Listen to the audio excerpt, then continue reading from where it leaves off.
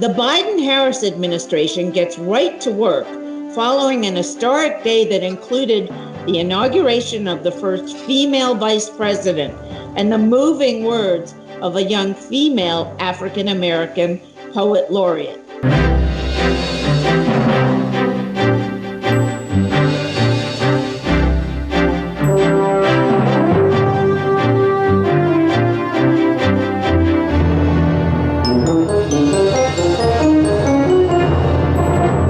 Hello, I'm Bonnie Urbay. Welcome to the Contrary, a weekly discussion of news and social trends from diverse perspectives. Up first, executive orders on immigration, equality, climate, student loans, health, masks, and COVID, to name a few.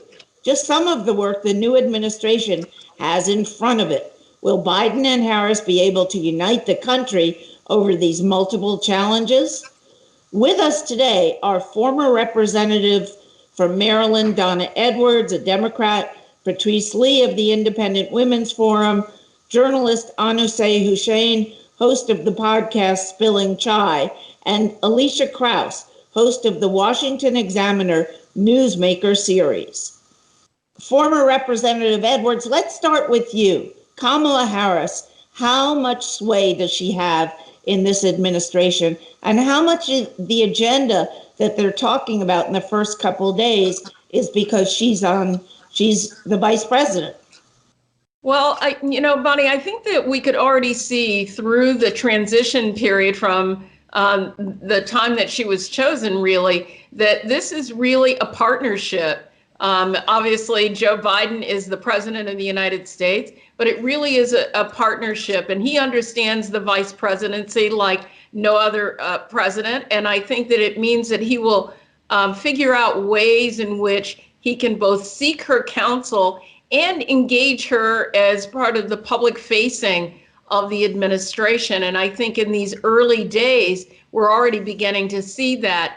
Her presiding over the Senate as the president of the Senate is going to have an enormous impact given the small divide, the narrow margin in the United States Senate. And how much do you think the cabinet appointees, the most diverse cabinet in American history is what it's turning out to be, are because she pushed him to pick people of color? Well, Bonnie, I don't know that, but what I do know is that by choosing her and selecting this cabinet, it's really clear that President Biden values diversity. And if you look at the range of people, he also values a diversity of opinion. And you can see that in his cabinet selections, from Deb Haaland at Interior to Pete Buttigieg at Transportation. And the first openly transgender sub-cabinet member, a deputy assistant. All right, Patrice Lee, how many of Trump's supporters are going to be won over by a president who says he wants unity, says he wants everybody to get together, but on his first days in office pushes an agenda that is really quite progressive left? Well, Bonnie, I think a lot of people who supported President Trump are listening to the rhetoric, listening to the unity talk that President Biden gave on inaugural day, and saying, okay, let's see where the rubber meets the road. You talked about policy, but I think there are also some signals that he could have sent during his speech throughout the inauguration and afterwards that says, actually, I really want to see the rhetoric toned down against conservatives. For example, calling off the Lincoln Project, saying, hey, guys, we know that you were not supportive of President Trump, but doxing other conservatives is not right. Also calling out the journalists, the media personalities, the celebrities who think that conservatives need to be deprogrammed. He did say something like, we need to end the civil war in our country. That's great, but I think I would love to have seen a step further than that. And I think there are a lot of Trump supporters who feel like, okay, we didn't vote for you, President Biden, but we want this nation to succeed, and that part of that success is ensuring that you succeed. But we want good policies, but we also want to make sure that we feel welcome in this country. And his policies and his rhetoric don't necessarily say that. Okay, Anusha, your thoughts. Wow. Well, I think that I don't think that that is Joe Biden's responsibility to what Patrice just said. We saw an attempt to overthrow the American government not so just about 2 weeks ago. And we still saw members of the American government, such as Senator Ted Cruz, sitting there at the inauguration. So I think the Biden's words on unity and going forward are right. How does he have time in his inauguration to call out, the Lincoln Project or specific attacks on the conservatives? I mean, seeing the end of the militarization of Washington streets. I mean, yesterday it felt like a tangible new day, not for Democrats, not for Republicans, but really we hope as Americans.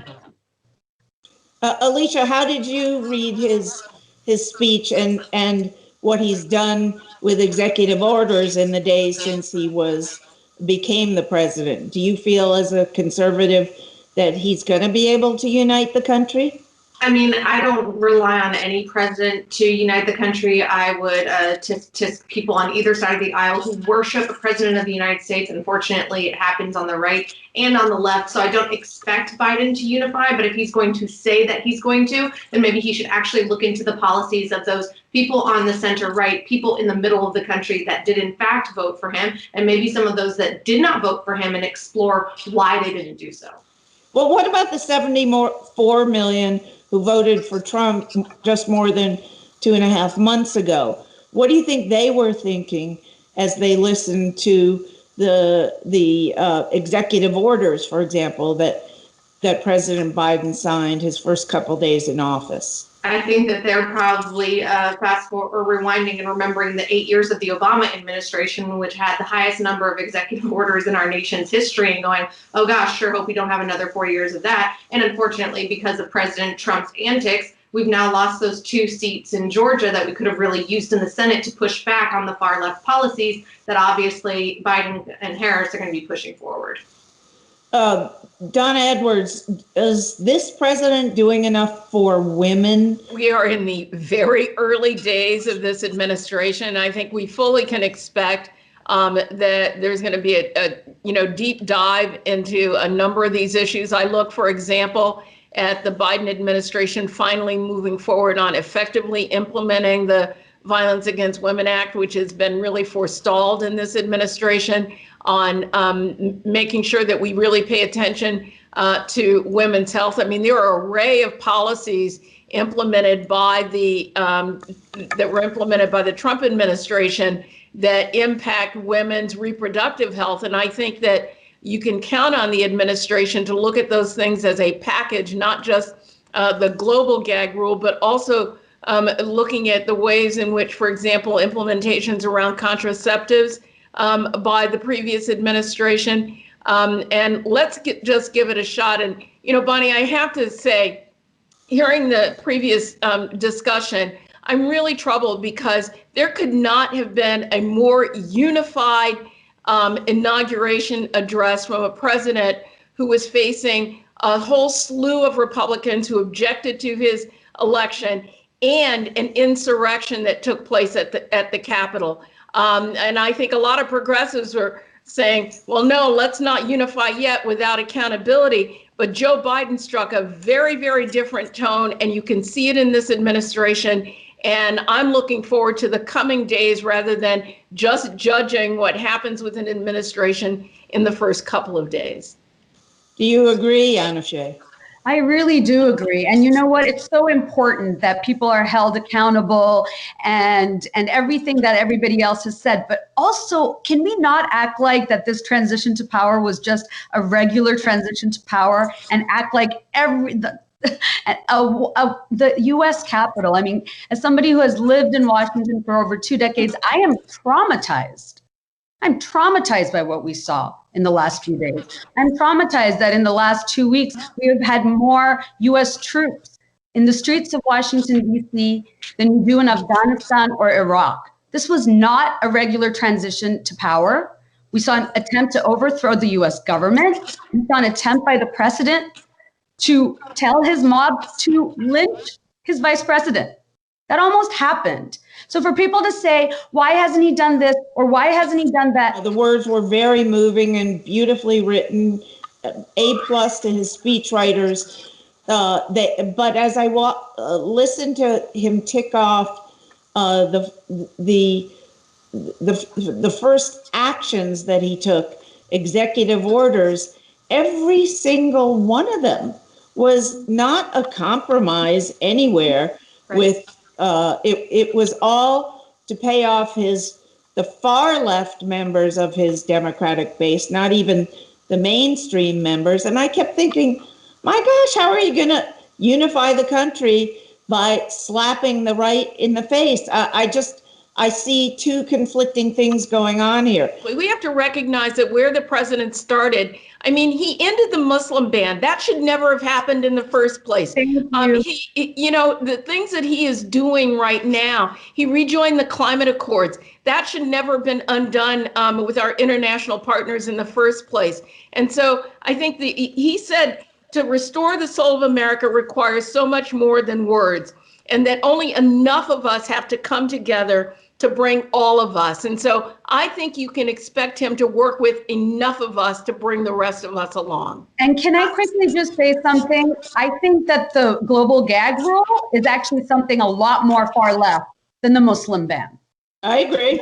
Well, yes, I agree that it's more likely to upset the Catholic Church, of which he is a devout member. It's more likely to accept the pro-life wing of the Republican Party. Yes. Alicia, what were you saying? Well, I mean, he has a history of upsetting many members of the Catholic Church, including, people that say that he should not be a Catholic. I'm not a Catholic. I can't identify as one, so I can't speak to their spirituality or theological beliefs. But he is the guy who's a part of the administration that sued the Little Sisters of the Poor. And if you decided to purchase or donate a flag to be displayed on our beautiful National Mall yesterday, one of the 100 organizations that he chose, his inaugural committee chose to donate that money to, was indeed Planned Parenthood. And I mean, listen, I will go back to what happened at the Capitol. Any real American was horrified about. And I would implore everyone else on this panel to consider a recent monologue by leftist Bill Maher when he said the 5,000 jerks, things I can't say on the air, that raided the Capitol and rioted and tried to destroy our democracy, thank God, failed in their anarchist attempts. And they do not represent the majority of Americans at all, let alone the majority of Americans who might have voted for Trump and Pence. And I would just implore my leftist colleagues and friends on the other side of the aisle to consider that before they talk about a day of atonement and justice being served, because the average Americans woke up this morning and nothing is different. There's still a pandemic. They're still not getting the vaccine. Schools are still not open. Their jobs are not there for them. And I would hope that Biden-Harris administration would focus on that instead of far leftist agendas. Patrice. Absolutely. I love everything that she just said. And I'll tack on to that. When we look at the economy, I think when we sometimes we focus on women's issues as just pertaining to our bodies, and certainly our health care is important and things pertaining to our bodies are important. But for a lot of women out there, how they're going to feed their families is important. How are they going to ensure that their coffee shop remains open is important. How they're going to ensure that they can send their kids to school safely is important so that they can get back to work. That's also very important. And I didn't hear enough about that from in looking at the first 100 days of what the Biden administration plans on doing. Okay, let's move Patrice. Let's move the discussion to financial issues and the economy. Yeah. We already saw President Biden, Vice President Kamala Harris are doing everything they can to get 100 million more doses of the vaccine up and running and into people's arms. They're also going to pass huge, bills full of aid to people who've been harmed economically by COVID-19. President Trump was AWOL. He didn't set up mask laws. He didn't prevent the spread. Biden was number 2 in the administration that saw this country through its economic comeback from the M&A, the bank recession left behind by President George W. Bush. Is Biden going to be more competent at economics than Republicans are giving him credit for. Patrice. Well, Bonnie, let's remember that before the coronavirus outbreak, the U.S. economy was in its strongest position 4 years after Biden and his predecessor had left office. We're talking about the highest median household incomes on record, lowest unemployment, lowest poverty rates, especially for single moms and people of color, communities of color. So our economy was actually in a very robust and strong position, which is why I believe we've been able to weather the coronavirus pandemic as harshly as we've seen. The lockdowns, the mandates on businesses, on schools has been detrimental to so many small businesses in this country. We've seen hundreds of thousands of restaurants closing over the past year because they were not able to sustain them. So yes. Okay, but you know, I hear you talking about what a great economy Trump did. Really, there's huge debate over that. He created a lot of jobs. They were gig jobs. They were Uber driver jobs with no benefits or vacation pay or anything other than an hourly rate, sometimes that you couldn't even always get a posting for. So Anashay, what would you say about the Trump economy versus the Biden economy? Well, the Biden economy, first of all, can we just all talk about the impact that this has made on women and women of color in the American economy? Do we know that 140,000 jobs that were lost in December were all women? They were all women. Women of color, Black women, exactly, Black and Latino 154,000. women. So I feel like we're still in what Joy Reid calls it, Planet A or Planet B. Like we're just in functioning in two different orbits. It almost seems like there's two different Americas, and we have been poked and our divisions have kind of been exploited for so long for the past 4 years. I don't even recognize some of the things that our fellow panelists are saying. I mean, I'm in a completely different world. I feel like America has been brought to the brink, You know, we have the highest number of people dying from this pandemic in the world, and we're the richest country in the world. The percentage, I believe it is, but anyway, Donnie, your thoughts on? Yeah, let me just jump in because I think that Joe Biden, as he said in the campaign and throughout the transition in these early days, the first executive order he signed related to coronavirus, and the reason is because he believes. Vice President Harris believed that the way that you get to a functioning economy and you recover small businesses is that you get a handle of this virus. You get shots in the arms of Americans. Then you begin to open up schools and open small businesses. And then you grow the economy so that it actually is a sustained economy that works for people of color, that works for low-income Americans. And I think that's why you can see that he's been working closely with the leadership in the House and the Senate to bring a true COVID relief bill that is going to make a huge difference, and rolling out this COVID vaccination strategy that is a national strategy as opposed to having a hodgepodge of states trying to figure this all out for 300 million Americans. Dealing with COVID will deal with the economy. And let me just say lastly, Bonnie, that Donald Trump inherited a stronger economy from Barack Obama and Joe Biden, who inherited a ditch economy from in a recession.